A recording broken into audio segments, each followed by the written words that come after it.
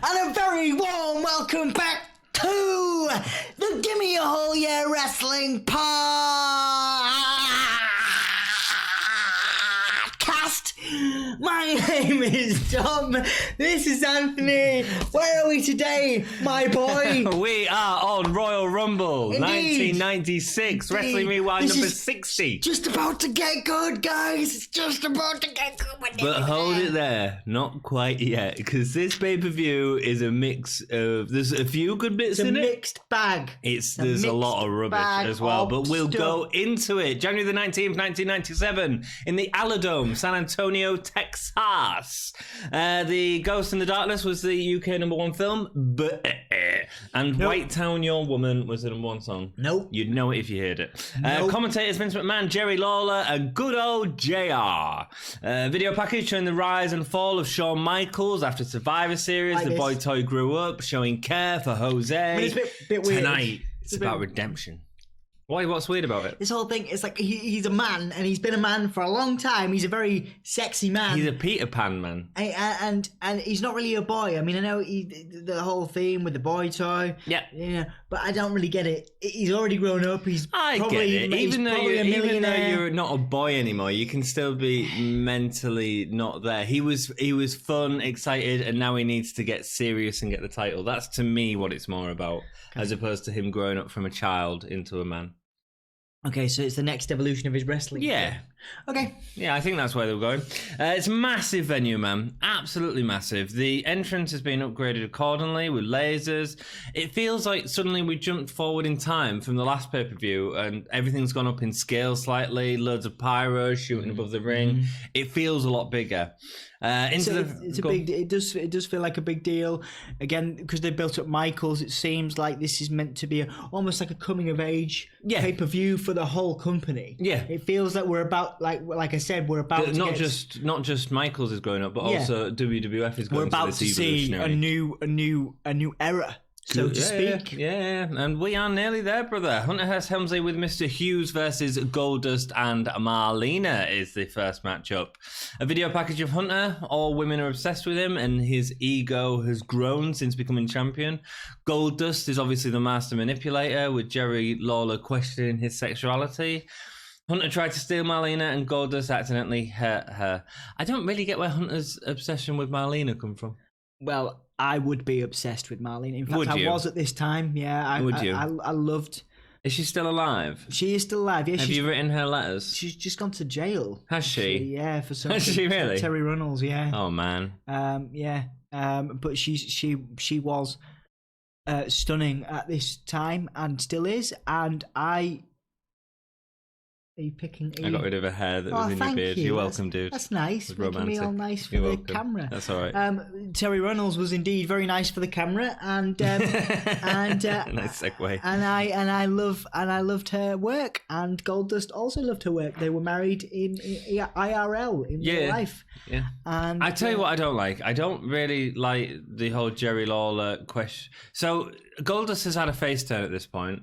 And part of the way that he's turned face is by Jerry Lawler questioning his sexuality and him basically say, "No, I'm not homosexual." Yeah, no. That's a weird face turn, man. Yeah, it's very strange. And also, it's quite interesting because I listened to Talker's Jericho podcast recently with Dustin on, because obviously he's been resurrected and he's now in AEW. He actually, I didn't know this, but he actually he didn't want to do any of the Goldust stuff. It was Vince's idea, and he kind of grew into it. He kind of got more comfortable. Yeah, no, I've heard that. And I wanted to believe that Dustin, given that, because obviously given how natural he is now, because he didn't get it. Yeah. He didn't get it at all. The term was androgynous, and he had to actually go and look it up in the dictionary. And I thought that was fascinating, because obviously we associate Dustin Rhodes with this gimmick, and you think, oh, he's so comfortable Vince, with it. Vince, and it was out there, and I think the way that he got androgynous was eventually by looking at words like flamboyant and stuff like that, and then understood what it was. I think the first match, there was an interesting point just before we go back in. Sorry for the interruption, but it was actually Savio Vega was shouting suggestions the first time Goldust was given a platform, shouting suggestions saying, "Oh, go round the back of my behind and give it grab a feel. Right. And it was Savio Vega in New York, I think.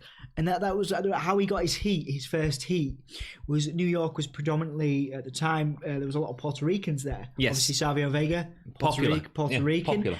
And that's how he got that heel heat, was that Savio Vega was the guy saying, no, do this. Right. And he did it. And, of course, everyone was like, oh, it's fascinating. And then we had the great stuff with WrestleMania 12 with it, where he sort of pushed it to new levels with Roddy Piper. He talks about that. And of course he does. Very interesting. Yeah, it's very a massive interesting. match. Massive match. Yeah. Anyway, sorry for It's all right, man. All these mind games. It feels like a big build-up to the match, actually. We've seen the two together before, but like this feels like they're really sort of building into something, which is good. Goldust uses the barricade to attack Hunter early on. Goldust goes to meet Hunter in the ring. Hunter goes for a pedigree early on, but Goldust backdrops him out of the ring before dropping the steel steps on him. Goldust was really good at that, letting the steel steps go. He continues attacking him on the steps, and as he gets in the ring, Hunter drops onto the ring steps face first, which is really funny. Really funny little spot. Your description there was fantastic. Goldust is really good at letting the steel steps go, just like dropping them. He does, yeah. So he doesn't like hit someone with the steel steps. He like goes to hit them and then just lets them go, and it just falls and hits on them, which feels more devastating sometimes than someone like in control. Yeah, okay, cool. Yeah, it just like lets it drop on him. I was like, yeah, well, it's difficult to drop something, pick something up and drop it. Like, it's hard to do. Anyway, carry on. No, he does good. Hunter goes for a knee strike against Goldust on the barricade, but instead hits his knee, and Goldust continues to target the knee with the ring steps. Part of the problem with this match is the crowd aren't really into it. I mean, Goldust gets a lot of offense, but they didn't feel behind him. I think this was an early stage of his kind of babyface run. There's a couple. There's a couple coming up, and he really doesn't hit his stride as a babyface, even in the next pay-per-view as well. No. And people are struggling to kind of, I think at this time, remember where we are in history. It was probably very difficult, for some people, the majority of Americans, to get behind a character like that. And while I don't agree, the majority of Americans. Wow, that was harsh. I don't agree with it. Go on, better serve yourself. Well, I don't agree with it, but what I'm saying is there's a lot of today even you might say that it would still be very difficult to get a character like that over, but then not like these days. Because obviously there was massive homosexual undertones with Goldust, and that's part of it. So let's just say it as it is. And you're right, people wanted. A lot of people had hated that in terms of they'd been booing it for such a long time with Goldust anyway, sort of 2 years, and then he turns face, but hasn't really changed anything. Yeah, and I think some obviously people grow to love it. People grow. Yeah, absolutely. And again, in this day and age, it'd be completely different because I think obviously times have changed. We have like a Velveteen Dream now, who kind of, but I don't think he's as risque as what Goldust was. No, not at all. So that's what I mean. I'm not saying that. But it's a different era as well. Maybe if Velveteen Dream was doing this in the era, I mean, there's still stuff that Velveteen does that's overly sexualized, which is what Goldust was doing. Yeah, and I'm not sort of saying that, because a lot of my American friends, for example, are very open-minded, but I think that people are afraid of what they don't understand, and this was part of it. Yeah, man. This was a gimmick because there was less understanding. But this was a gimmick where people were like, "Wow, I don't understand this. I don't get it. So I'll boo it because I don't get it. I can't get behind it." Yeah, exactly. Yeah, no, I agree. Goldust continues to target the knee, especially on the ring steps, dropping him onto the steps before a slow 10 count. Gets a little sloppy in the ring. Again, I've said this about a lot of Goldust matches, especially at this time. It feels like they're fighting in slow motion at times. Yeah, they're very slow matches. Going back, again, I used to love, and I still do love Goldust matches. As a character, it's fantastic. I mean, his best match was his most recent one, in my opinion. Yeah. But in his 50s now, but...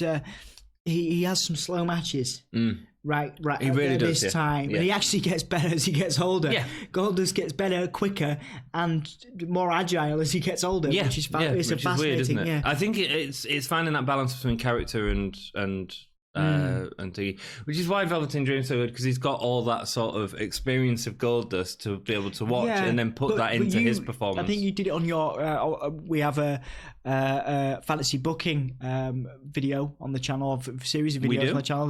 Who booked it better? Anthony and I do. Who booked it better? And we booked Goldust retirement. Goldust retirement, and you can check that out on Instagram. There's a picture and everything, and all our social medias. But you talked about Velveteen Dream, and you know the sort of. I think that me and you have discussed that outside of the podcast, and we've discussed it on the podcast. Yeah, what that would have been an absolute dream match, a WrestleMania worthy dream match. Yeah, and a great way to put over a guy off the back of Goldust retirement. Than Cody and Dustin. I would have said in a WWE context. Potentially in a WWE context. Yeah, potentially. I think that they were ready for that match a couple of years ago, but it just never happened. And never given the stage to do it. Yeah, they created this massive stage to do it. Hunter goes to use the director's chair. Yeah, so if you only follow sort of old wrestling and you want to watch a really great modern match with an old guy, go watch the Goldust and Cody Rhodes match with Double or Nothing. It's absolutely Dustin stunning. And Cody, absolutely stunning. It's been my favourite match of the year so far. It will make your blood surge. It's great. It's great. Like emotionally, it's blood. perfect. Perfect. It's blood everywhere, but it's amazing. Yeah. Goldust misses a cross body and flies under the ring rope instead. Again, outside, barricades, steps, but the crowd still don't care about Goldust getting beat up, probably because they couldn't see, maybe partly to do with it as well. Hunter goes to use the director's chair, but the ref takes it off Hunter. Lawler points out that the steps was not a problem during the rest of the match. Absolutely true. They interview Colin Ray. I'm still in the match here. And the interview, Colin Ray, who's a country singer. He sings in split can.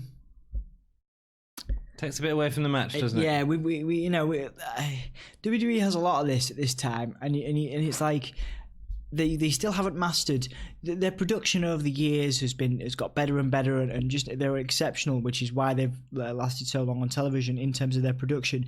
But I think they're kind of rubbish. They're finding their feet on what grabs people's attention at this time. I mean, there's a lot of weird cutaways. I mean, we see. I don't care. Like, you can show us this between the matches. A lot of the sponsorships are kind of cut into the matches. Yeah, you know what I mean? Just like shows it between the matches, not during the matches. But then, to be honest with you, there wasn't a lot going on in the ring at this point anyway. So the fight on the turnbuckle before Goldust missed an elbow. Hughes distracts the ref whilst Hunter has the belt. Marlena distracts Hunter by giving him a big old snog. And Goldust uses this to hit Hunter with the title. Hunter's pulled out by Hughes though, but Hunter delivers a clothesline to a distracted Goldust, followed by the pedigree for the win. The ending's a little interesting, with Marlena kissing Hunter and all that sort of stuff. Yeah, and then kind of like sending to Goldust, but then looking longingly. Yeah. Which never goes anywhere, and it's very odd. It's a very odd thing to see, because you rarely, with exception to Val Venus in a few years' time, Marlena doesn't really an actual real life angle, which leads to the breakup of the two in real life. But you very rarely see her involved with another person, and it doesn't. I mean, the Val Venus thing was a huge gimmick. This is really odd because you have Marlena with Triple. It makes sense though, because he's been obsessed with her. So she is using herself as a distraction for Goldust. And for me, when she was tending to Goldust on the floor and looking up at Hunter on the as he was walking away, it felt more like I've just let myself get violated, but at the same time, you still won. Yeah. So for me, there was a little bit of that there. Yeah, okay. No, I see that. Yeah, cool. Interview with Bret Hart next. Everyone will be going for him as a marked man in the Royal Rumble, but there is no turning back for the excellence of execution. I was very, very intense. Quick promos like that are very difficult to deliver. I thought he was. Yeah, he was good. He was clear. One of the best ones. It's so hard to do. Oh, speaking of good promos, Mankind interview where he sees the Royal Rumble as a chance to hurt a lot of people. That was good. It's cute. I enjoyed that. It's a cute Mankind moment. Yep. I like the idea of I'm not really that bothered about the match. I just want to hurt people. Yeah. It's good. It works perfectly for his gimmick at the time. Video package of Ahmed and Farooq showing the Rumble, You're Going Down stuff from the last pay-per-view. You're going down. No, you're going down. It was a bit like Batista and Triple H. Yeah. Tell me what you want. What I really, really want. It's like a cigar. Ahmed winning the Intercontinental Championship, but Farooq injured Ahmed's kidney. This is where the feud stems from. So it's been a feud where Ahmed's been out and come back, and it's quite a big feud. It's a big deal.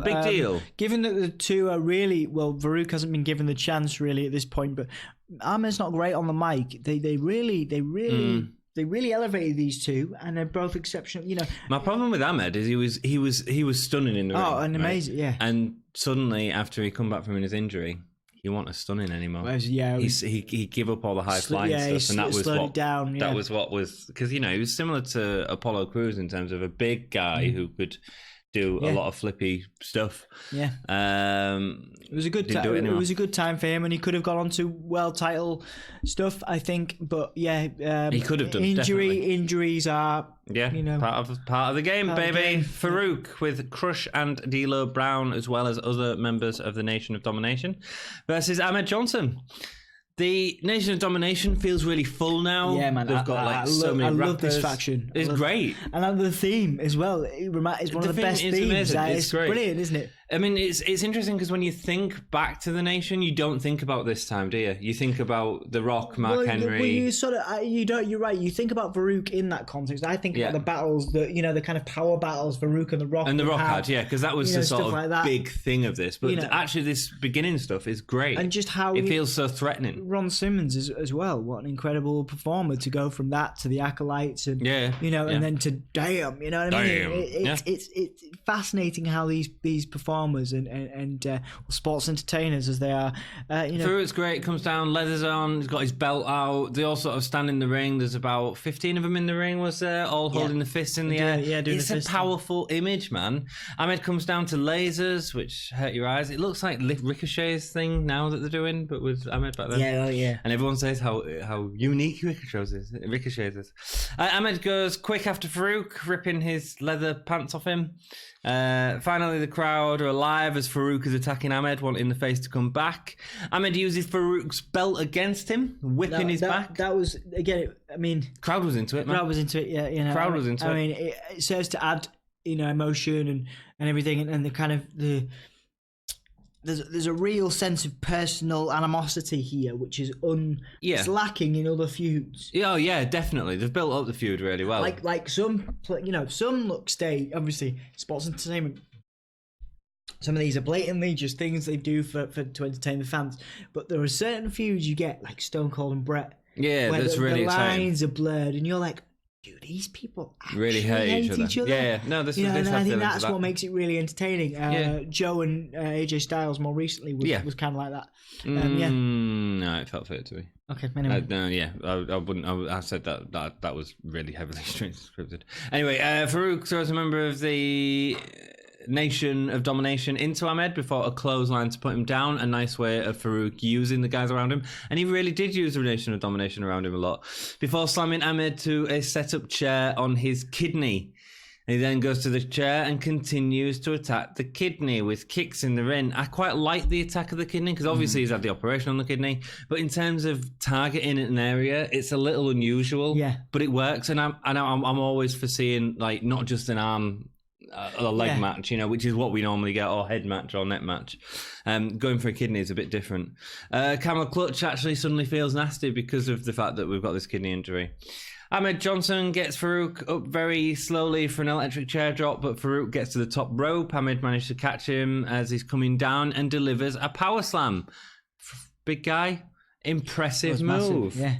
Yeah. More about that later on in this pay-per-view. Yeah, there's a lot of power slams, and they kind of compare. It's catching power slams, man. Yeah. There's 3 other matches where that exact same move happens, and it's like a trainer's come in and said, "Oh, this is how you do this move," and they're all going, "It's really good. We're going to use that move in the match." That's good. Yeah. But it kills it.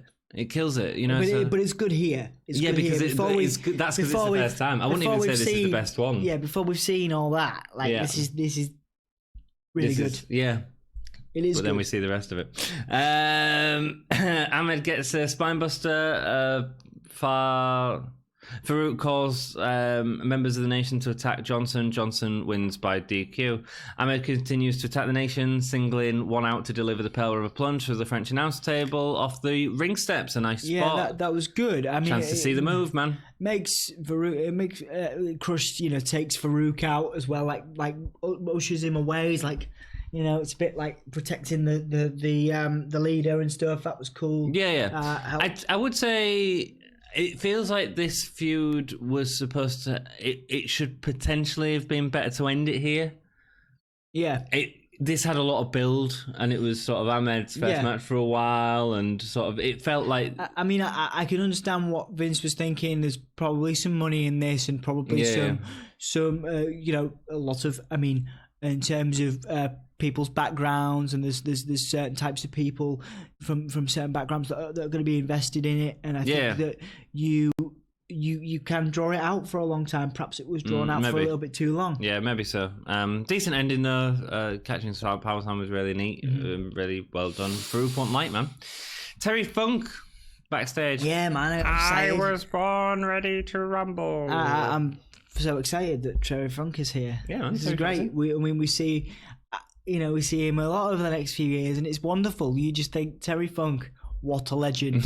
Still going on today. Is he in the WWE Hall of Fame? You know what? I don't know. I bet he must be. He must. I think one of it. Dory Funk is. Dory Funk is, yeah. But he's been a trainer for years, hasn't he? Farooq with his posse says he is in the Rumble and ready for Ahmed. He has a go at the Nation of Domination guys who didn't stand by him. 2009, inducted by Mick Foley, of course. Good, great, yeah, of course, yeah. Next match, Vader versus Undertaker.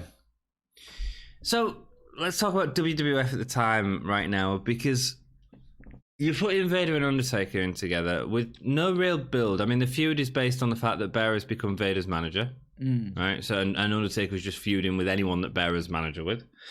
It feels like a lot more time could have been put in to make this pairing better. I mean, Vader, if he'd won the title at SummerSlam, as we know was supposed to happen. Well, this is it, isn't it? We have this debate, and over and over again. You fantasy book Vader as well. I think that there are so many times, including in a forthcoming pay-per-view, where Vader could have, should have, etc., won the belt, and it doesn't happen for him. No. And this is the closest we ever see to him, without trying to give away any spoilers, to him even having anything close to what is a main event. Yeah, I mean, him versus Taker should have been like a massive deal. It's a marquee match. Yeah, absolutely. And instead, it feels like it's been thrown together because the WWF is struggling for numbers at the minute, and they've got a lot of guys in the number. They're bringing a lot of guys from AAA into this. It all feels a bit weird, doesn't it? This sort of pairing. And for the two guys that they are, like, it needed more stakes in the match. Yeah. And that's the problem. Yeah. Nice lighting rig. Taker makes his way down. They've got a circular truss on motors, so they bring that in. Oh, excuse me. Certainly makes it feel special. Vader knocks Taker down and goes to celebrate, but each time Vader sits up, leading to Vader getting frustrated with the ref. Taker sits up. Vader cutters Taker across the top rope, but Taker comes back with a high leg drop of knelt over Vader. I loved your Taker sit up sound. What's that? That's the sound I make when I get out of bed in the morning. Taker scoop slams Vader. Again, impressive for a big guy. When Taker goes for old school, Vader grabs the ropes, leading Taker to get hung up on the top rope. Nice, that was good. Clever. We don't often see that. We don't often see intelligent people in the ring. When Taker finally recovers, Vader continues to target the area with a low blow. Then, because we've got this marquee match, Todd Pettingale. Todd the mullet has gone Pettingale. Interviews a fan about how she saved money to get to the event. She's from Alaska. She's from Alaska, which I respected this, but it didn't need to be here, did it? No, it didn't, did it? Yeah, from Alaska. She was she saved up all the money babysitting. But what benefit is this to the WWF? And especially not. Well, it's nice to know that fans will travel far. It makes you look good because people. That's fantastic. Not during a match. Yeah, no, you're right. Everyone that was watching this, I can guarantee you, it was just frustrated because they didn't even need to see it. Nobody did what you just said. Where they went, I felt really good for the girl and she did it. Nobody. I mean, I did that. I felt good. Yes, because your feelings are in the wrong place. You need to watch wrestling, not feel emotion towards little girls. Okay. Good. Vader does a sloppy shoulder barge off the second rope. I still thought that was impressive. Yeah, Vader doing anything off the second or top rope is amazing. Did it every match. That's what I mean. Like, moonsault. That's what I mean. I mean, a shoulder. No, but I mean the shoulder where he dives forward. Obviously, the Vader bomb. You're like, I mean, Yokozuna did a variation of that. Like, no, Vader's was way better than Yokozuna's. Yokozuna just like squatted. Yokozuna was the sit down. It's the same thing, but just but he went flat. What's more impressive than a shoulder barge or a Vader bomb? Well, a Vader bomb. But you're talking about Shoulder Badge. Yeah. Shoulder Badge is Shoulder Badge still good. Yeah. It's rubbish. This looks sloppy. This looks really sloppy. Right. Cool. Vader locks in a nerve hold. Vader was better than a nerve hold, man. Vader was way better than a nerve hold. Yeah, I don't like the nerve. Worst move of all time. Taker gets out of it with a series of fast punches. In 2K19, there's a nerve hold. The Ovacious is the same thing. Oh, yeah. The head crack. The Ovacious head crack. Yeah, that's great. It's like the net, Vader goes to the second turnbuckle, but Taker takes the jump and turns it into a power slam. That was good. Yeah, it was good, but we've seen it before. Yeah. Hold on. Was that the best one? Is that the best one? Yeah, I think so. Yeah, I think so. Yeah, I think so. Yeah. Vader delivers a powerbomb, which Taker no sells. I mean, not the best at selling. No, no, he's not. But like a powerbomb should be. But then sold. He doesn't have. That's something Vince probably tells him to go out there and be like, just be invincible. Be invincible. You know what I mean? But like, I don't think Undertaker's ever been told to sell loads because it's just not. I get it. I just think there's certain moves where I wonder if he is ever actually learned how to properly sell to anyone. Oh, I think he got a lot better. I mean, I like the stuff when in his later career where he'd do the sit up, but instead of sitting up, he'd just fall back down. Yeah, stuff like that was really smart. Because it was still character, but it was still like, I'm knackered in it. If he'd done this then that would have been fine, but it wasn't part of his repertoire at the time. Taker goes for old school, but hits it this time, because Vader forgot how intelligent he was. Paul Bearer comes out after he had the sense knocked out of him, Dom. He had the sense knocked out of him. Paul Bearer comes out after clearing out Vader with a slow clothesline over the top rope. He turns his attention to Bearer. This is Taker, by the way. With a punch, he rolls him into the ring and chokes him. Oh, yeah, he's going to... Oh, no! He's going to get his comeuppance. Bearer pulls Vader out of the way, leading to Taker hitting the barricade. Bearer hits Taker with the iron, and a Vader bomb puts Taker away. Which is massive, again, for this time, and also through the rest of history. Undertaker slams the ref. This is a monument. It's a monumentous occasion. I feel like when Taker loses at this time, and now not so much, but because he's tainted his entire career.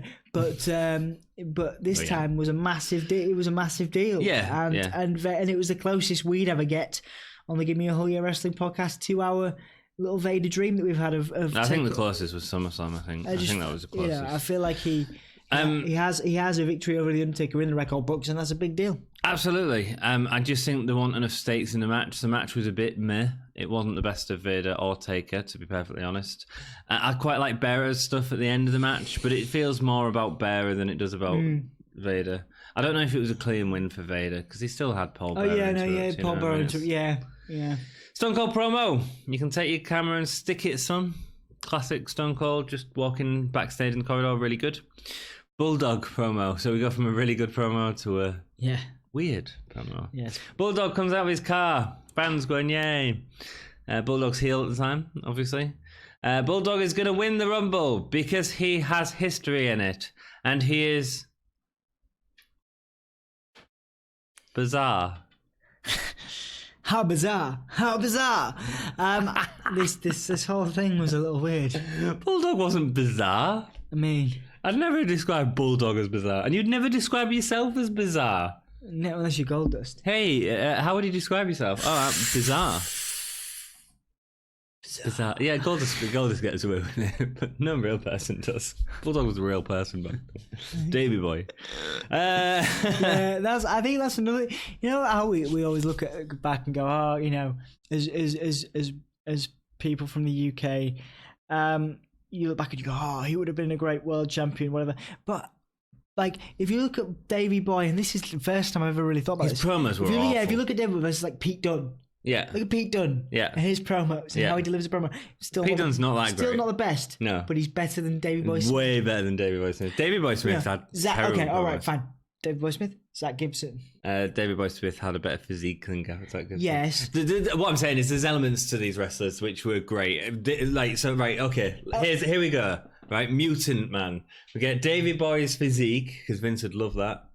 Pete Dunne's wrestling ability and moveset, as well as Gibson's promos. What about William Regal? Regal's in there as well. Regal had some good. Regal was good. Regal might be that mutant. Regal was promo. He was promo. He was very good. So then maybe Regal should have. Would have, could have, but Connect Hector Hector Garza and Pereira Guerrero versus Fraser Guerrera, Heavy Metal, and Jerry Estrada. Normally we do debuts, but these really are in the WWF, so I think we'll just skip 3 through them. or 6 from AAA, right? Yeah, they do a little bit of work with WWF. They've got a collaboration thing, which is nice, it's cool, but this really doesn't... It's not floating our boat. The reason they do it is to get the crowd excited, because it's a Texas crowd and they're big into the AAA wrestling at the time. But the crowd don't care at all about this match. And... the match is given 6 minutes or something like that. Not enough time to try and do anything. So there's no selling involved. No. This should have been a match between two of these guys. Put in... I was quite impressed with Heavy Metal and Hector Garza. So put them two in together, Not Hector Garza, I mean, I don't think that... I don't think it had... I mean, it had a place, but... If WWE pay-per-views had, and this sounds horrible, and I'm not discrediting the talent of the AAA, but if at this time WWE pay-per-views had pre-shows, this would be a pre-show match. Oh, they had pre-shows. But they had a pre-show on this. They had 2 dark matches, which were also AAA guys. But did they air them? What I mean? No. Oh, right, I see what you're saying. Yeah. I mean.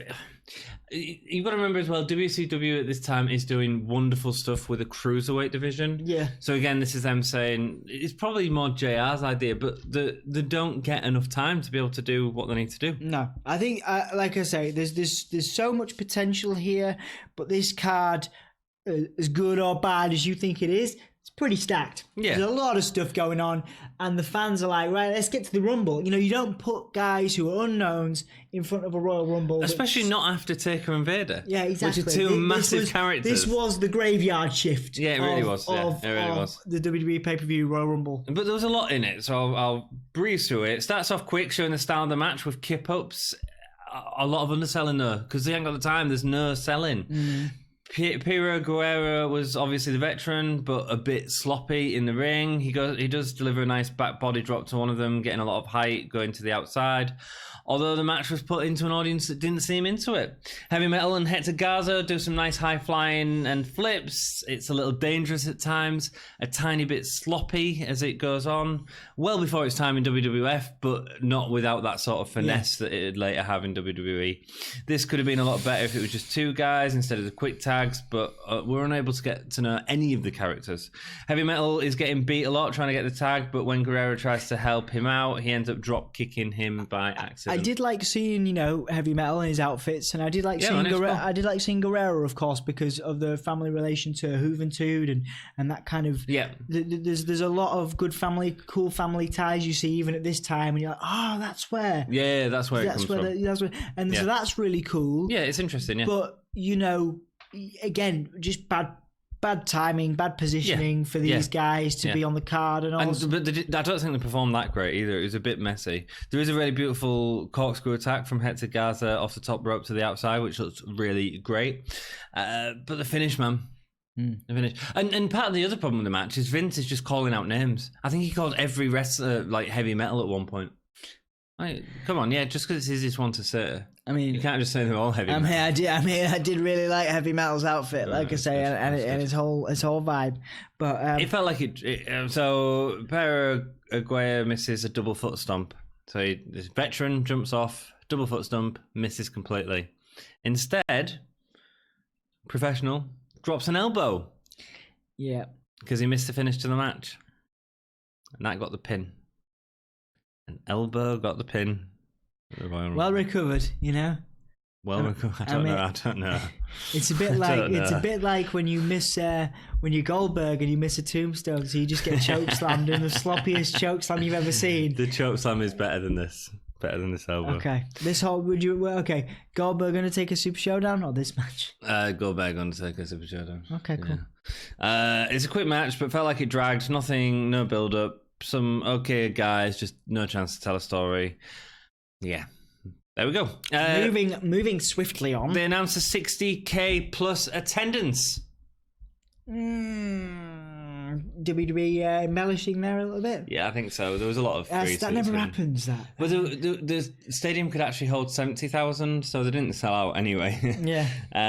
But they weren't going to come out and go, "Hey, just to announce, we didn't sell out this venue. So if you want tickets, you can probably hold on next time, and we'll give you them for free." I mean, that does sound like something. Howard Finkel should have. Done that one. The Fink. I'd love that. The moment that you probably are waiting for, I assume, because you normally click on a Royal Rumble review to see the review of the Royal Rumble. Well, here we go. We're about to go into it, but before we go into that, please, if you are enjoying the content, hit us up down below, let us know a comment. Love it. Thanks, man. Good work. Like the video, and then hit us up on our social media. We have Facebook, Twitter, Patreon, and Instagram. Also, if you hit the ring bell, it'll let you know that the videos are coming out. If you head over to Redbubble, which is what his Flying UFO Cup is doing there, you can also buy some merch if you want to support the channel. If you don't, just honestly, a like really helps out the channel and gives us a little smile on the inside. Do it. Let's think about the context of this review. Vader bomb that subscribe button. Oh, dude, right? You get real excited about that. I've done that on every video. Every video in a description, I've wrote a little different thing on it. But I know you're doing it live now. But I feel like you're taking my gimmick. Oh, no, because I was trying to work out how to do the ding ding bit, but then I realised I said Vader bomb the subscribe, there's no bell. Oh, right. I was trying to get to the bell. If you hit the bell, like it'll let you know when the newer videos come out. Hit that ring bell. Ding ding! God, we're rubbish. I did it. I know, but we're rubbish. I'm so excited. I got it right. I messed up the delivery for you. That's fine. Who cares?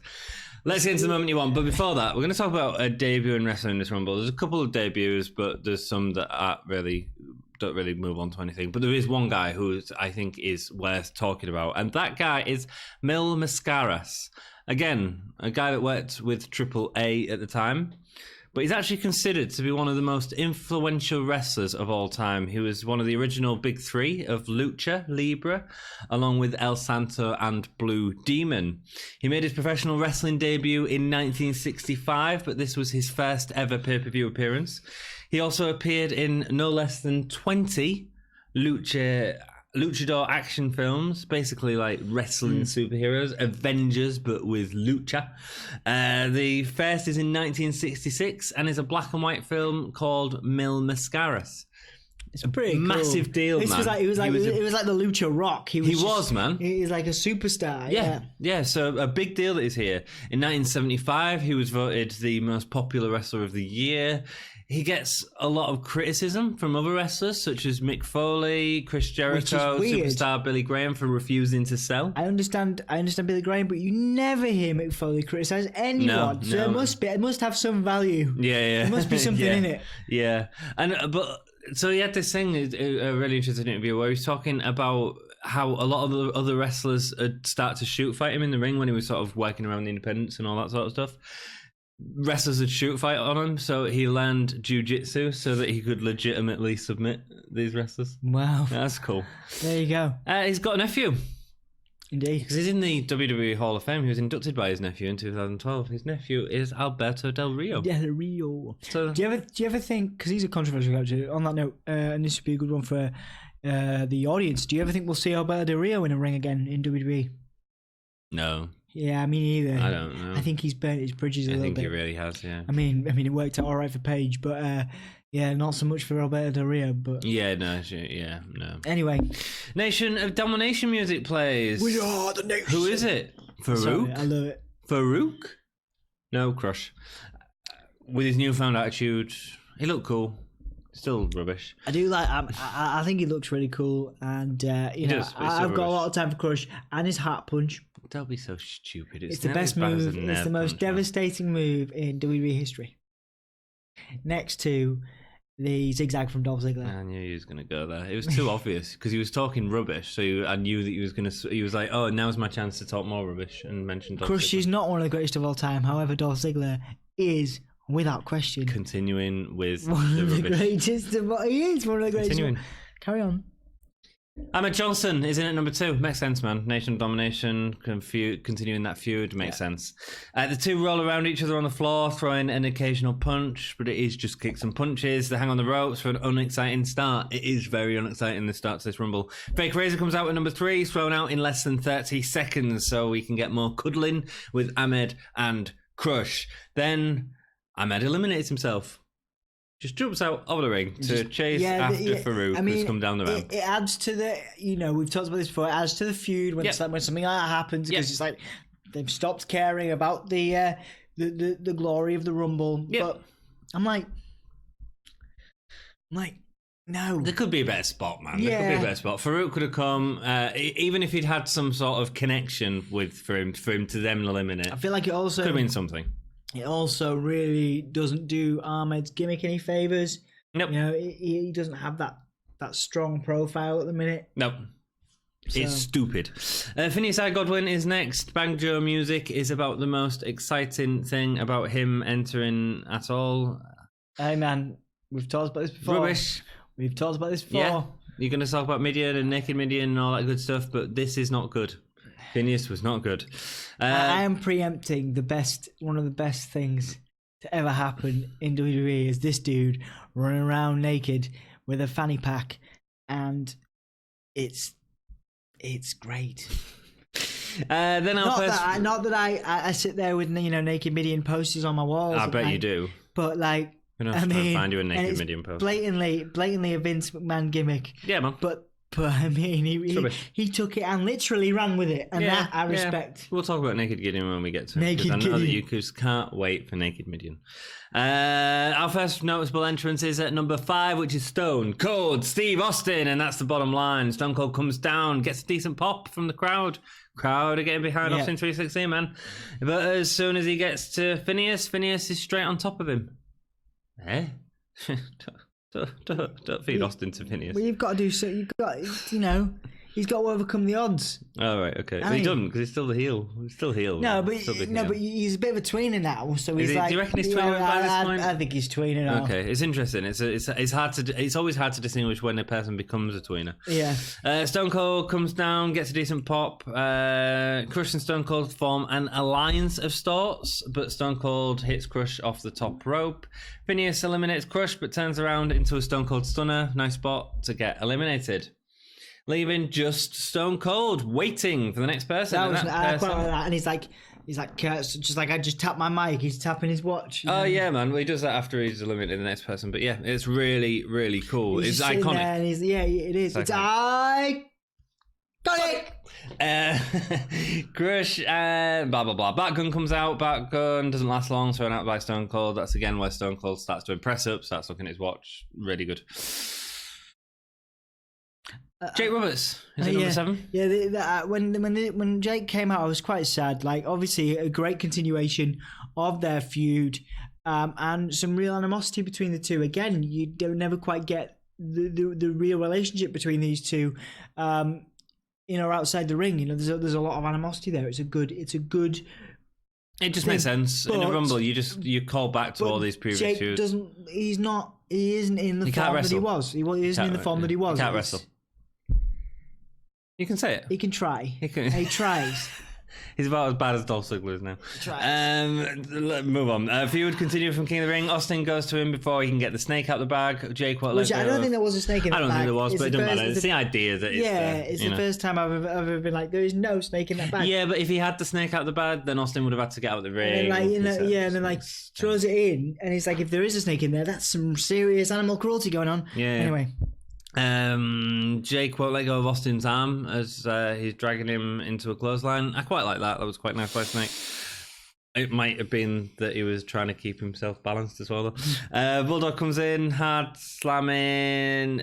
Before he makes it into the ring, Jake's been eliminated again. Bulldog and Austin have been feuding. It seems like everyone was feuding with Austin at this time, and that's what's quite good, I think, about this Rumble. Yeah, he kind of annoyed everyone. And absolutely. Faces, heels, he just annoyed everyone. The idea is that he just kind of got on everyone's nerves. Yeah. Bulldog comes in hard, slamming Stone Cold. Pierroth comes in. Pierroth was the champion of AAA at the time, but Bulldog slows him down with a spine buster. Pierroth tries to get advantage of Bulldog, but Austin helps him out.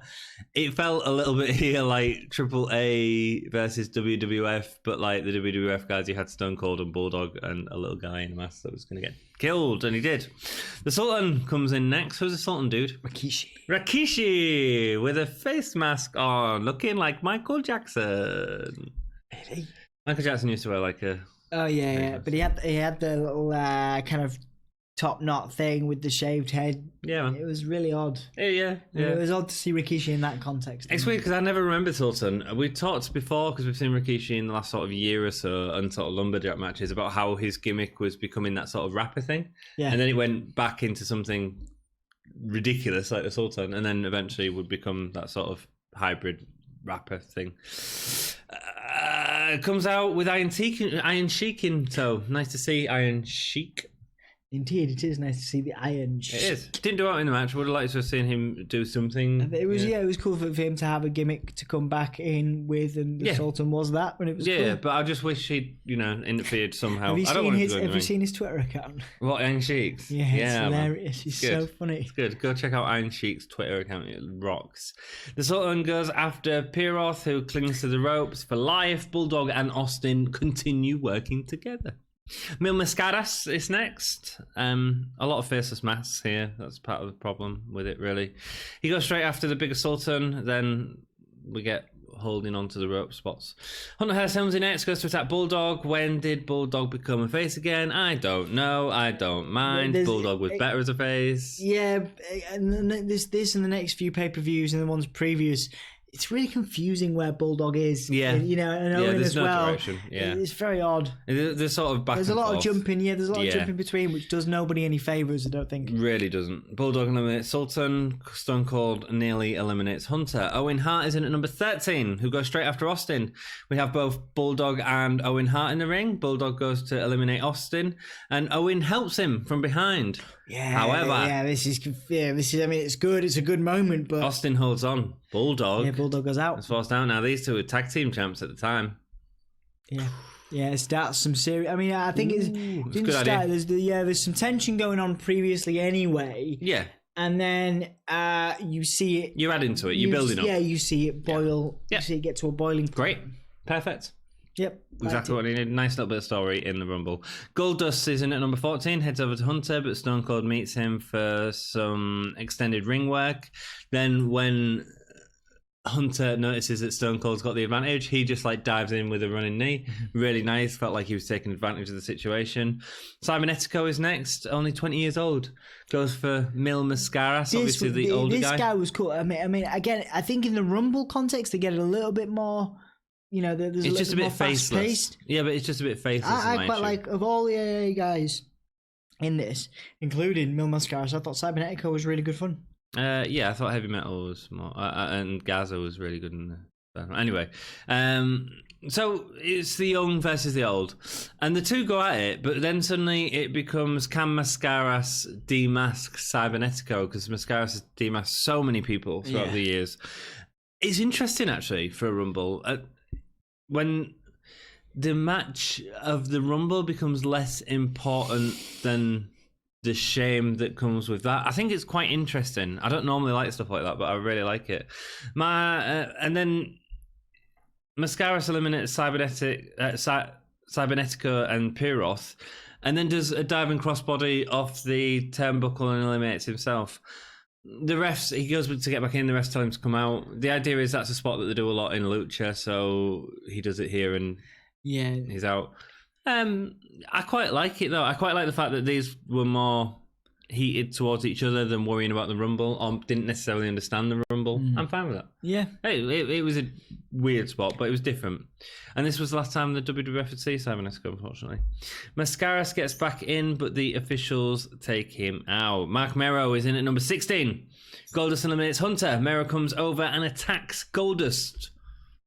Confusing. I mean, they're all kind of in the same pot Intercontinental title, but then that's as far as it goes. Yeah, but the issue is Goldust was face now. Yeah, there's not really a reason for them to attack. No. So I get that they've had this feud in the past. Other than it being the Rumble. Absolutely. But which again isn't enough unless it's a 50-man battle royal at Super Showdown. But you're not helping. What I'm saying is you're not helping Mero get over. Goldust get over as a face by having Mero attack him. Does that make sense? Yeah. That's not helping Goldust at all. Latin Lover is number 17. Another AAA star. Delivers an awesome super kick to Owen Hart. Boom. Nice sound. Owen Hart throws Goldust over with a massive thud. Farooq is in at number 18. The Nation of Domination theme tune again. As he goes quickly and eliminates Latin Lover. Stone Cold violently takes out Farooq with a massive clothesline. Ron Simmons was a stiff worker, wasn't he? Oh, yeah. You could see that he wanted to get hit and he wanted to hit back. He's renowned for it. Yeah, especially with the acolytes later on. Starts a ground and pound before Ahmed Johnson comes in with a plank of wood. He just clears out. It's not just like a 2x4, like hacksaw. A 2x4. Everyone kind of loses their minds a little bit and ducking and weaving out of the way because Ahmed Johnson's swinging. I'm not surprised, man, because it was a massive piece of wood. You would not want to. Yeah, he had a massive wood. You would not want to get in the way of Ahmed Johnson and his massive wood. It should have been smaller. It should have just been 2x4. We get the idea. Whilst Mero and Hart are at it again, Austin comes. We need some t-shirts with 2x4. Just the way we've said it. Oh, massive wood. Just give me a whole 2x4, or maybe we could brand some. Just let us know if you want that in the comments below, and if you want it, Dom will make it. There you go. Massive swinging, blah blah blah. Whilst Mero and Hart are at it again, Austin comes and eliminates both of them. Austin looks more knackered this time because he's left in the ring by himself, but that was good. It felt like a continuation of the match. 19, Sabio Vega, another rivalry with Stone Cold, so the Caribbean strap match. They had an incredible go, yeah. Really good. Vega hits Austin with a spinning heel kick, but a clothesline leaves Austin by himself, laying on the mat, asking for more. Very good. Jesse James is next. Double J, Jesse James. We see more of a fleshed out road dog here as opposed to the roadie with shimmy punches and prancing on the ring, but it doesn't last. The Double J thing, they were definitely trying to just redo. Yeah, they just tried to redo his gimmick, didn't they? Roadie's taken the mantle, yeah. But Road Dogg was much better after he but we see a lot of that sort of shuffling that he was doing with the punches and stuff. Shake, rattle and roll, as it's called. Shake, rattle and roll, brother.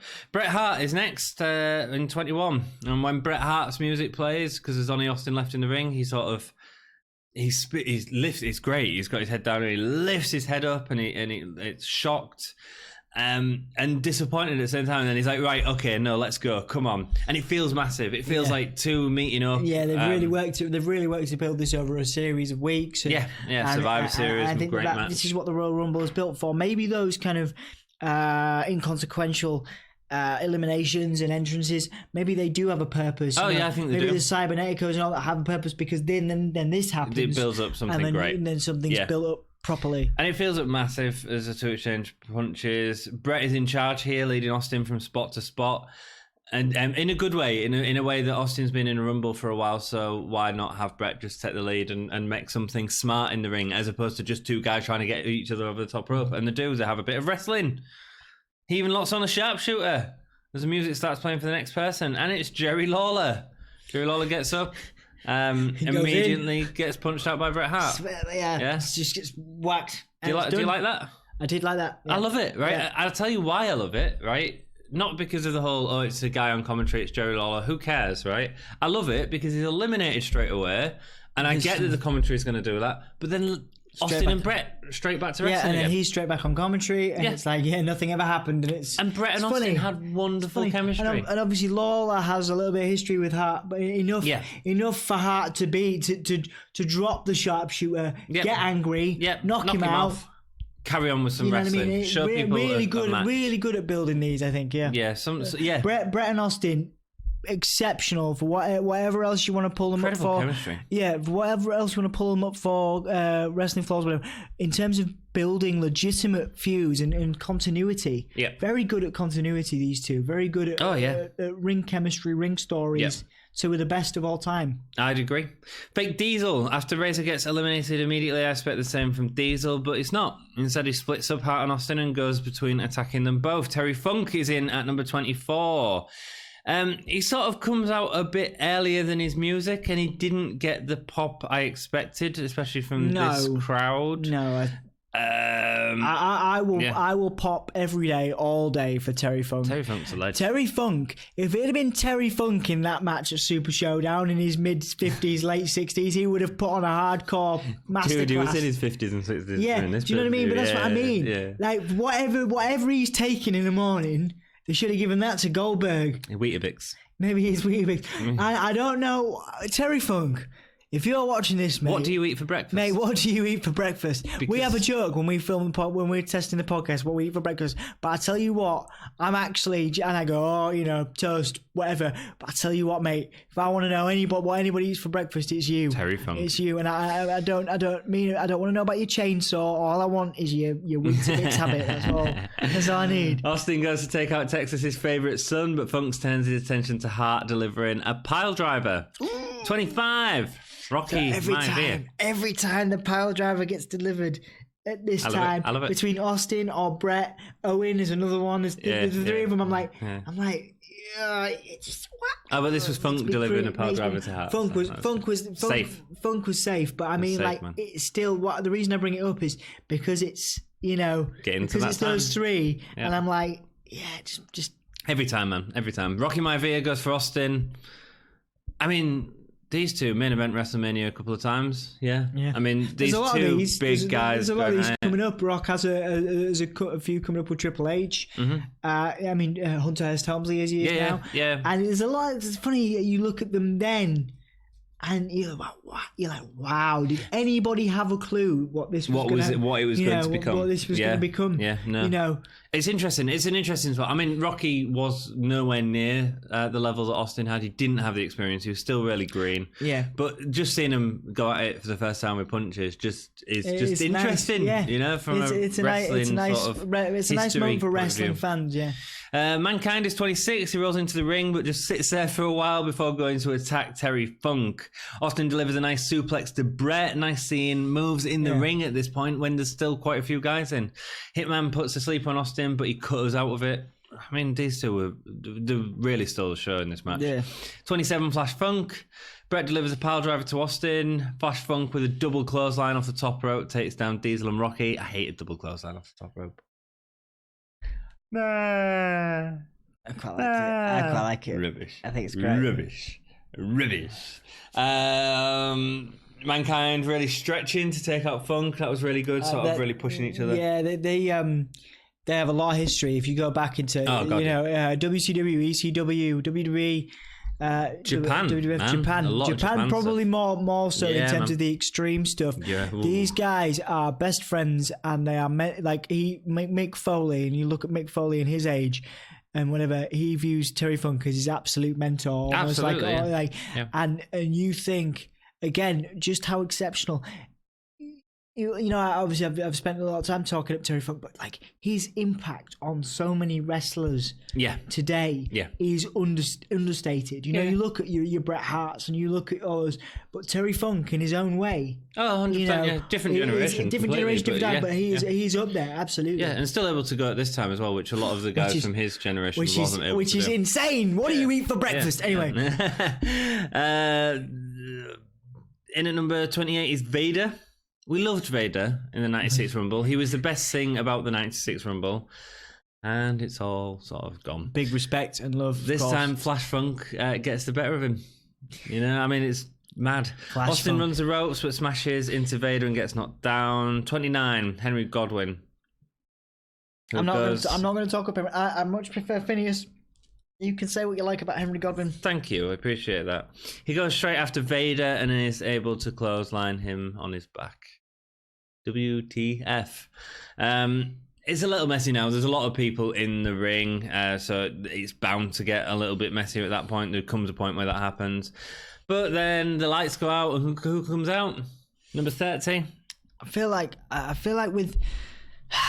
I just want to say, because Flash Funk, before we finish up, he actually had WWE had a lot of stock in him. He really did. WWE had a lot of money into him. And there's a lot of characters here that you know, you look back and you're like, wow, but Flash Funk actually had a very credible career outside of WWE and ECW and stuff, and he actually got re-signed. I was reading up on him. He got re-signed later on as the Flash Funk gimmick. Yeah. But then never got back on TV. No. And you think, I mean, this guy was super talented, but again, in the context of our podcast and how much we love Vader, seeing him... Oh, it makes no sense. Yeah, seeing him do what he was able to do is, you know... It's odd. And then obviously Undertaker, you know, but it was nice to see him in this spot at this time with these guys. In the next episode, I'm going to talk a little bit more about Flash Funk and his sort of entrance and stuff, because there's an interesting spot in the next pay-per-view. Yeah, they have a lot of faith in him. They do. They put a lot of time and money. Given that obviously Undertaker's coming out and you've got Stone Cold. It shows you that, I mean, it was clearly Vince, but like it shows you that they were like, right, this guy has something. We're going to put him. We're going to give him our favorite gimmick because this is what's going to get over, and that's what Vince thought. But they saved that gimmick for him. Yeah, a lot of guys go in and make a gimmick work. He went in and Vince gave him one of his top gimmicks. And we know it's one of his top gimmicks because he used it again all the time in the next few years. Yeah. So the lights go out. Number 30 is The Undertaker. He goes straight after Vader. The crowd are instantly more alive than there was during the actual Vader and Undertaker match, which is really weird. Austin gets chokeslammed, then Vader. Undertaker attacks Diesel. Future Brothers of Destruction going at it in the corner. That was nice. Vader body drops Flash Funk over the top rope. Bye-bye. Taker eliminates Godwin with a massive choke throw type thing. So, in the ring, we have Terry Funk, legend. Pretty cool. Vader, Undertaker, Stone Cold, Mankind, Bret Hart, The Rock, and Future Kane in fake Diesel. It's pretty good, isn't it? That's the main event of the next few years. I don't think we've seen anything like that since. Like in terms of that many of the, obviously we see 2 or 4 or 3, but there's a real collection of past and present and future there. Yeah. It's really interesting. It's amazing. It's really interesting. You think about the last few years, like even the winner of the Rumble, like Shinsuke, like is doing nothing now.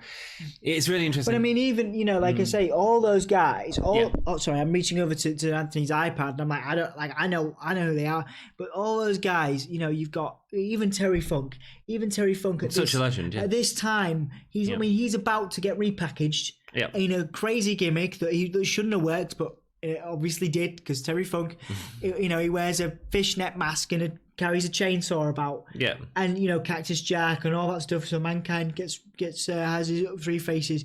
Kane, Undertaker, you know, these people are, you know, whether it's for a short period of time or the main eventers, man. You are right. They are the main event. Yeah. It's interesting. I wish they'd have done more from this with Mankind and Terry Funk, which I think me and you have discussed previously. Obviously, at this time. I don't think that they should have been in the Rumble, I'll be honest. Okay. I think they should have had a singles match. Yeah, that was the point you brought up, and I wanted to kind of bring it up again. That I agree. Yeah, I think the undercard for this was a bit naff. I like them in the Rumble, but they would have been better if they had a match. Have a match, man. Yeah. Have a match and you know, do something a bit crazy. Mm-hmm. They would have done.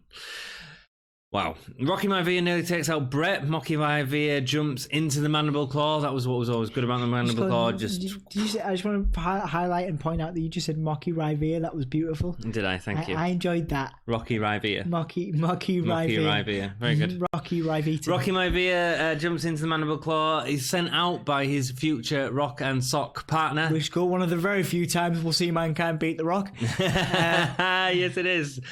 Funk used the ropes so well, man. Bouncing into him, bouncing off him. He's such a talented wrestler. Mankind suplex Funk off the apron to eliminate him, but Taker kicks him out to eliminate him. Really like the way that was done as well. It wasn't like a big deal of Taker. It was Taker seeing that Mankind was there and just giving him enough of a shove to go. Really like it. Then them two start absolutely scrapping on the outside of the ring, and all of the officials from the match, and this is important, go over to Terry Funk and Mankind, who are causing this ruckus because they're fighting in wrestling. Wrestling. So Bret Hart in the ring eliminates Austin to a massive pop. The refs don't see it. But wait. Because they're dealing with Mankind and Terry Funk. So he gets back in. He then quickly goes to eliminate Vader and Taker, who are sort of neutralizing each other on the ropes. Quickly gets them out. Whilst Bret is eliminating Diesel, turns around, and Austin eliminates Bret. Austin is the winner. Injustice. How dare he? Cheater. Perfect. Bret Hart, amazing. And Bret Hart loses his mind. He totally loses it. And he's great. It's great. But again, this is what I'm talking about. You just don't know. You don't know if Bret Hart is legitimately upset. He gets in Vince's face. He's like, you know, and you're like, is this real? Having to go to the commentary. Yeah, you know, great. And obviously with what's coming up and all this, you know, you just think, wow, is Bret starting to? Is he hating the company? Is he John Moxley in this thing? Is he losing? He was just going for a heel, and he was starting to turn him heel, and it's great. It's really great, and it feels passionate. It makes sense. Yep. It's a decent Rumble, especially the second half of it, especially when Bret Hart comes in. Yeah, I think this pay-per-view really lot better. It comes into its own at the Rumble, obviously, as most... At the second half of the Rumble, yeah. Stone Cold at this point then tied the record for the most eliminations during a Rumble during this match with 10 eliminations that he was joining. Do you know who he was joining with 10 eliminations? What, at this time? Yep. No. Hulk Hogan. Okay, cool. Hulk Hogan got 10 eliminations. Later on, someone would beat him. The next person to beat him would be... Was it Kane? Kane, yeah, man. And then Kane with 11. Strowman is... Yeah, Strowman. Yeah, Strowman since I now is either 13 or 12. Yeah, he now holds the record. He does at the minute. It's not over yet. We have one more match, but the Hart fans are letting the feelings known with ladies yelling behind commentary that it's an injustice. It's great. That's what you want in wrestling, emotion. A video promo of Sid and Michaels showing Sid attacking Michaels' mentor. Michaels playing up as the hometown hero, basically. Jose is back to... Sid is back to full heel after attacking Jose Lothario's son. Then we get an interview with Michaels, who is full of flu. Yeah. He was genuinely sick. He says Sid snaps when he's threatened, but the crowd is chanting for him, and he will be victorious whether he likes it or not. Shawn Michaels versus Psycho Sid is our main event. I think the promos leading up to this, I mean, Michaels again carries it a little bit. I think it goes back, you know, we were talking about the introduction. Michaels comes across as a little bit more timid than usual, a little bit more nervous, and that goes, you know, maybe that is to tie in with that initial theme of him becoming a man. And so it very well done in terms of continuity. Another great, you know, Bret Hart, Stone Cold Steve Austin, great storytellers, one of the best of all time, Shawn Michaels. Yeah. And we talked just before we started this podcast how it would be nice to see Michaels come back one more time just to tell one more story to kind of forget the crown jewel. Paint over his the blooper in his legacy. Yeah. If Michaels could have a match with a broomstick, I think there's another guy that could have a match with a broomstick in these days, and that's AJ Styles. So put them in together, and I think they'd be fine. I think you're absolutely right. Who would you put in with Undertaker, and who would you put in with Goldberg? Because Undertaker, Finn Balor, Goldberg, someone like... We said Kevin Owens, maybe? Kevin Owens would be good, yeah. Even Seth Rollins would be good. Yeah. You know, sort of just... Yeah, because they could do similar to Seth and Brock, couldn't they? You know, everyone kind of... Goldberg dominates by just spearing him a few times, and Seth Rollins is sort of the ultimate underdog that can kick out of everything, you know. But Seth would still win. All the new guys all win all these feuds. The new guys again. You talking about this? Just rounding it back up to our current video. Modern day, Balor, I believe, is a fantastic storyteller. Yeah. Seth Rollins, probably the best on the roster. A good seller. Kevin Owens. Cracking, exceptional, incredible. So there you go. Just rounding it back to at present. Yeah, absolutely. Thank you. Rock and rolls. Michaels comes down in a cowboy hat, and individual circles of mirrors are attached to his dress. It looks awesome. It looks. He had some great outfits. In his hometown, so you know, people loving it. Sid walks down to a sea of booze. Yet he's still fist bumping people as he's going down. Who's the man? Yeah, it's a bit weird because everyone's booing him. So why? Yeah, Sid starts shoving Michaels down, but he gets back up after a crossbody. He starts laying punches, sends Sid's head into the ground. It felt frantic, felt good. Yeah. Sid lifts him above his head on the outside, but he's about to slam him on the concrete. But Michaels rakes the eye to get out of it. Michaels climbs to the top rope and dives to Sid. Big Sid catches him in a power slam. I feel like we've seen that move tonight. Indeed we have. One too many times. They're playing up this flu, commentary playing up the flu that Shawn has, and how he won't have the energy to attack that he normally would have. And you can tell as well, to be honest, he did look a little bit slower in the ring. Sid sort of takes advantage of that and sort of leads the match, probably to the match's detriment, in my opinion. Sid locks on a Boston Crab for a long time to let Michaels catch a breather. When he's up, though, he goes at it. It feels like it's led by Sid, which has its limitations. Sid keeps putting Sean down with clothesline, Irish whips, bear hugs. We see a shot of Michaels' mum and dad as they show concern for the son in this extended cuddle, which is a bear hug. Bear hug. An atomic drop eventually gets Michaels out of it, but after trying another move off the top rope, Sid catches and then puts in the bear hug again. That's what we wanted to see. It slows it down a lot. Too much, man. And too much for a Shawn Michaels match. Sid does a leg drop, very reminiscent of Hogan. Again, another limited performer in terms of wrestling. They actually had some. Again, they actually had some marquee matches. WrestleMania 8. Yeah, main before event, Sid became awful. Psycho Sid. Yeah. Exactly. Awful. Yeah. When Michaels hits the comeback, the crowd go mental. An elbow goes towards Sweet Chin Music, but Sid catches it. He delivers a powerbomb on the outside. You can see him cradling Michaels back to deliver the powerbomb, really sort of supporting his fall. Again, because he knew that Michaels wasn't at full and was supporting him. Yeah. I love seeing stuff like that. We get a ref bump while Sid chokeslams him, but when the new official comes in, Michaels is able to kick out. What a surprise. I'd love for a new ref to come in and actually get the pin one day. That'd be great. Michaels takes the camera off the cameraman and hits Sid with it. Again, we're getting recalls to the stuff from Survivor Series. That was a cool moment. Yeah, it was good. Hebner, the ref, crawls over for the count, but doesn't get it. Michaels hits Sweet Chin Music for the win. That was a surprise too, though, wasn't it? Sid kicking out at that point. No, because Hebner was doing the slow count. I quite liked it. I thought it was really cool. Michaels hits Sweet Chin Music and gets the pin. Sean celebrates with his family, crawling over commentary. That's really funny. So his family are all sort of in the front row behind commentary. So he crawls up like over the top of Vince. Yeah. He's like shaking his backside in Vince's face, and Vince is like, "Oh, yes. Oh, well, he's turned into a man now." So weird. But Sean I think he loved winding Vince up. He loved winding Vince up. He's kind of like The Rock now, where like although Michaels, I suppose, is kind of, he works for WWE still, but like The Rock now and Shawn Michaels then probably is like, I could do no wrong. There is nothing. Yeah, you can't do nothing that you can do. Yeah, no. The problem with this match is it wasn't a patch on the Survivor Series match. No. Clearly, Michaels was. But again, slower. It's respectfully to Sid. It's what Michaels is given to work with.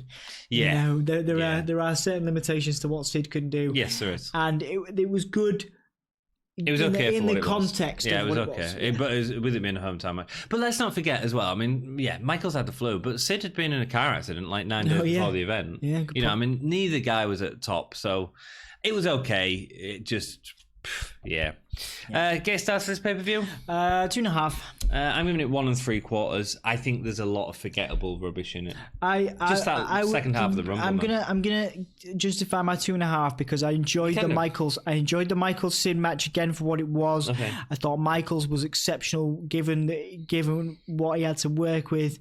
Obviously his injury and the flu. I'm also maybe going up half a star for that because I think it's impressive they were able to perform. Mm-hmm. I thought the storytelling from Austin was exceptional. It was great throughout. in the Rumble, yeah. Bret Hart again.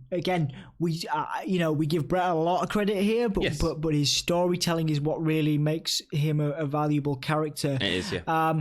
Terry Funk, and having that kind of I guess I'm giving it such a high, and it's not really a high score for us, but I think the 2.5 is a very high score. I think I'm really interested to see where you go for the next pay-per-view, which is way better than this one. Yeah. You see, so I'm going to give it the 2.5 because again, I like a lot of the stories that are brewing, and again, as a nostalgic fan, I see what's coming. So I think that even though there are some real low points, I just think it's a real slog to get through. There are some real low points to this. I believe as a kind of a taster for what's to come.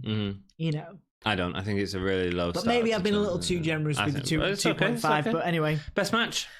Rumble for me. Easy. Yeah, I'm going to go with Rumble. Just for the later part of it. The later part of it, yeah. Stone Cold. Best performer? Stone Cold. Yeah, Stone Cold. Easy. He had a moment with each guy in the Rumble and really made the most of his historical feuds with them. Holy shit moment. For me, it's Bret Hart losing his rag after the Rumble. That was good. That was really good. It felt real. It was clever. That was nice. It probably wasn't, but I love it when wrestling feels real. Yeah. Let me try and think of another one because I like what you've done. Actually, I'm going to give it to, even though it wasn't an exciting spot, the Funk Mankind outside distraction for Austin. Austin to win. Fair enough, man. Fair enough. Yeah. Rock and roll. Thank you for watching. We finished this episode. We appreciate you. We love you. Tell them what to do, Dom. Keep it gay. But also subscribe and buy some stuff if you want. Yeah, but if you don't, just give us a like and a subscribe. It really helps us out, brother. Don't forget, we are the History of Wrestling part of the podcast. We also have fantasy booking. We also do Fire Pro Wrestling if you like gaming. Yeah. So check out the other videos on the channel if you like what you've seen. If you've got any suggestions on how we can improve for you, please do put those in the comments down below. There, right? Yeah, cool. Right, thanks. Keep it gay. See you soon.